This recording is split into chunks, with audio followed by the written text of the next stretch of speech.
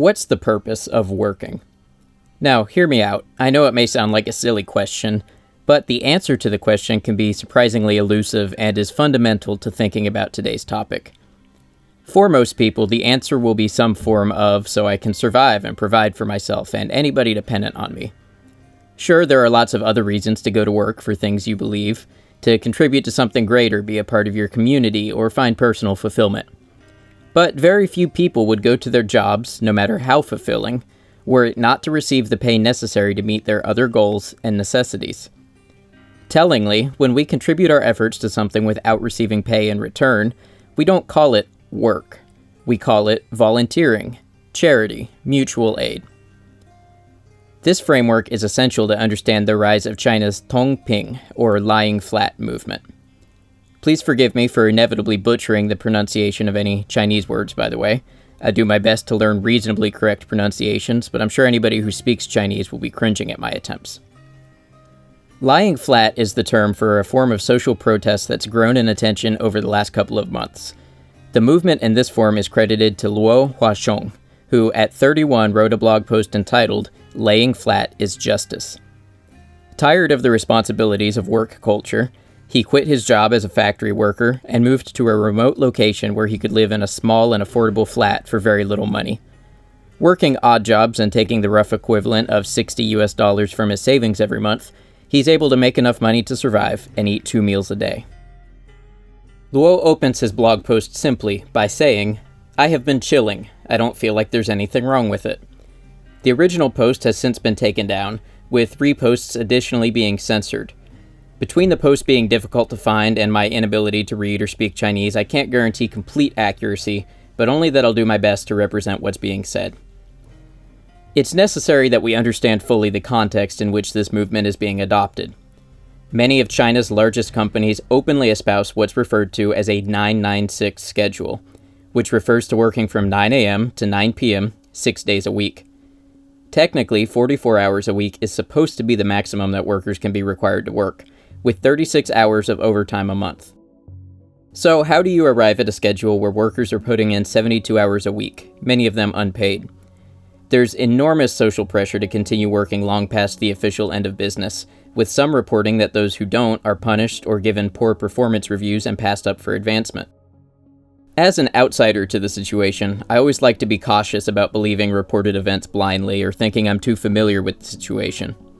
I'm going to input some quotes from the South China Morning Post, which is owned by Jack Ma's Alibaba Group Holding. As always, you'll find my references in the description, so don't just take my opinion for granted. Ma himself is quoted as saying that the intense working schedule is a huge blessing that many companies and employees don't have the opportunity to have. He would go on to say, "If you join Alibaba, you should get ready to work 12 hours a day. Otherwise, why do you come to Alibaba? We don't need those who comfortably work 8 hours." Chu Hongyi, chief executive of Qihoo 360, weighed in similarly. "I'll call you my big uncle if any of you seated here can say you can truly balance family and work." In other words, even the chief executive of the company would consider you a superlative person if you were able to maintain a balance between work and life. His advice for dealing with the exhausting work culture? Companies should make employees feel like they are working for themselves and are shareholders in the company, so that they feel the time put in is more of an investment. But for all that extra time put in, the expected gains are not always there. Many young workers in China feel that they are working at a rate which negatively affects their health, yet they still are not in a stable financial place. There are growing fears that they may be the first generation and not be better off than their parents before them. And increasingly, they're feeling the squeeze of rising housing costs despite the working hours expected of them. On top of this, there are other societal pressures facing young Chinese workers currently. There is a very large age imbalance where older workers make up much of the workforce, and in coming decades will be retiring in large numbers. The result will be a drastically smaller workforce that will be expected not only to maintain productivity, but also care for their elders in retirement. There is also heavy nationalistic pressure not only to work for the good of the country, but to earn money and consume Chinese-made goods to keep the economy strong. In a sense, if you find yourself in this position of increasing expectations and burden to maintain unrealistic schedules, but still lacking financial resources you need to be stable and independent, It's only natural to question the system you're in and look for answers outside of it. For some number of young Chinese workers, lying flat is the antidote.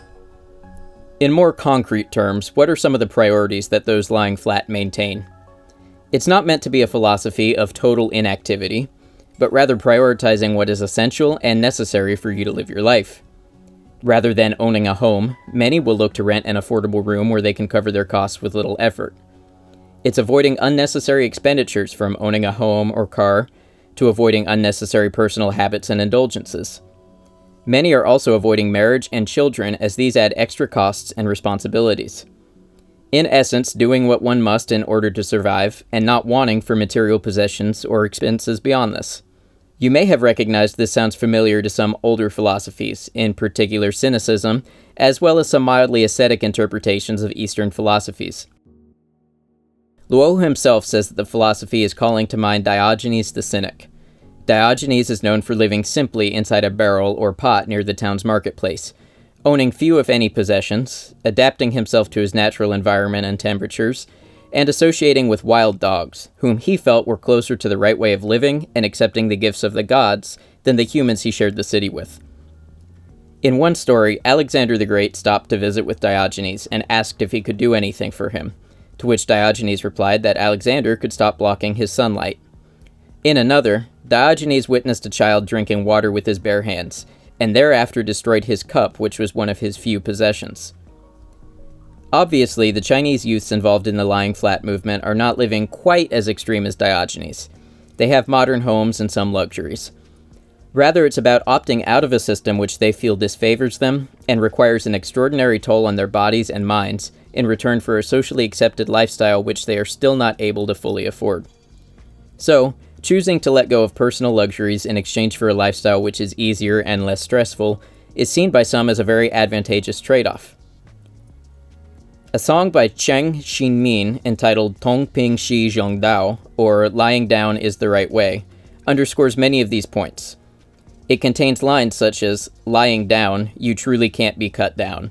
Competition's inward spiral is a waste of energy that wage slaves make for themselves." And, "Buy now, pay later is fine at first, but you have to work twice as hard when it's time to repay. Lying down is the magic weapon." I should note here that I'm relying on translations provided in the comments on the video as well as articles written about the song, but I encourage you to check out the link to the video itself, which you'll find in the description. Shortly after Cheng released the video on Chinese social media services, it was taken down and blocked from re-upload. It was only after this that the song was uploaded on YouTube. This underscores a common point with Tongping. It's considered disgraceful and potentially dangerous by not only the Chinese government, but also large corporations and businessmen. Discussion of Tongping is blocked on many forms of Chinese media, as well as the sale of merchandise with images or phrases associated with the practice. To those who would consider the practice disgraceful, Luo has this to say: "I have the right to choose a slow lifestyle. I didn't do anything destructive to society. Do we have to work 12 hours a day in a sweatshop, and is that justice?" When I first read about this, the movement of course caught my attention. But as much as I've read about it, there's something about it that feels very disingenuous, possibly even hypocritical to me. That being that the same situation is happening in America, and possibly elsewhere, but doesn't receive nearly the same amount of attention. If you live in the United States and you've gone out in public recently, you might have noticed a change in staffing in our own country. I've seen it myself. Fast food locations with the lobby closed because only a single employee showed up to work and they can only man the drive-thru. Small pharmacies and general stores with no one manning the counter while the only available employee is busy with stocking. A small note on the counter indicating to yell if you need help. Entire store staff quitting on the same day. Limited menus, shortened hours, less seating. The US is experiencing its own labor shortage, although some hesitate to use that term because it's not a raw shortage, but rather a change in attitudes and priorities. In fact, there's a trendy name for it right now: the Great Resignation. More people are quitting their jobs than ever, and surveys indicate it's not just about the money anymore. People are increasingly seeking jobs that offer them flexibility, work-life balance, and remote work options. They're prioritizing shorter commutes and more time at home with family. Although some will claim that there's a single culprit of this change, The reality is that there are likely many factors, some of which may have been building up over decades to come to a head during the pandemic.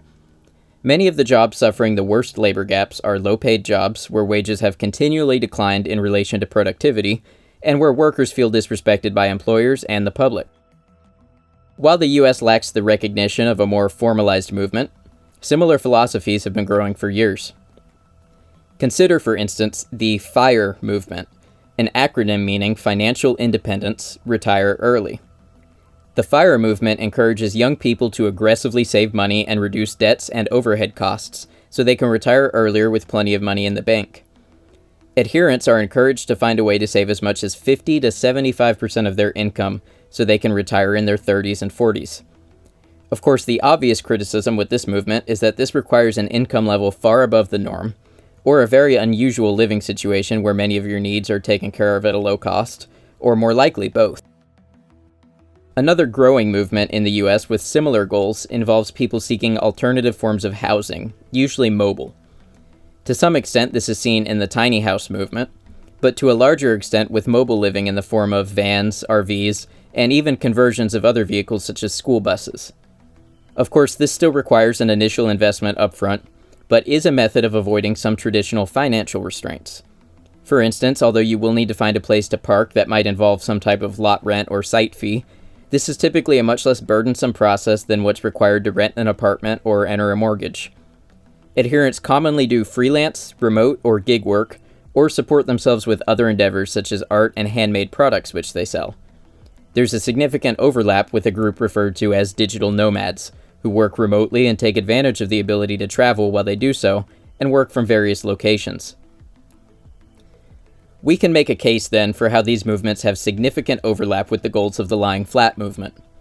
They involve a questioning of fundamental assumptions about what one needs to live, seeking alternative solutions, and pursuing a life where one works as necessary to live rather than living for their work, if you'll excuse my use of cliché.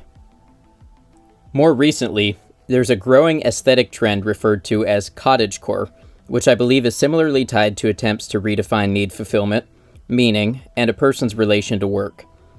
In cottagecore, ideals are represented which many feel are increasingly out of reach of many of the working class. Home ownership, even a relatively modest home. Work which is enjoyable and directly rewarding, such as gardening and foraging. Escape from urbanization and industrialization. I don't think it's any stretch then to think that a growing interest in cottagecore and similar aesthetic ideals might indicate a form of yearning for these very principles of living a life not based on productivity. In response to China's lying flat movement, and towards the growing numbers of Americans leaving work or embracing alternative work styles, there is an element of bias based on personal wealth accumulation. For instance, individuals who follow the FIRE system, or grow their own business and sell it young, are often praised as shrewd business people. Those who instead choose a traditionally lower standard of living so that they can support themselves outside of the traditional workforce are considered lazy and detrimental. Similarly, one Chinese state newspaper warned against lying flat before getting rich. The implication inherent to these premises is that work is something one does not only for their own benefit, but as a matter of responsibility one owes to the public and to their country. To opt out and be lazy, then, is earned by those who have made their fortunes, but not those who are willing to accept fewer luxuries to support themselves. It's only natural that people should ask themselves under what auspice this work is owed. People are capable of rational self-interest and determination in activities that benefit them, and acting accordingly. If, then, the larger constructs of society have need for more participation in the workforce, there seems a simple but potentially painful solution. Understand the wants and needs of the people, and offer them those things in exchange for their work. That's all for today. Leave me your comments on China's lying flat movement and the move towards similar tendencies in American culture. If you're new to the channel and enjoyed this video, you might like to check out the playlist of all of my video essay type content, or the playlist centered around vaguely philosophical topics such as this one. Until next time, it's been a pleasure as always. Thank you.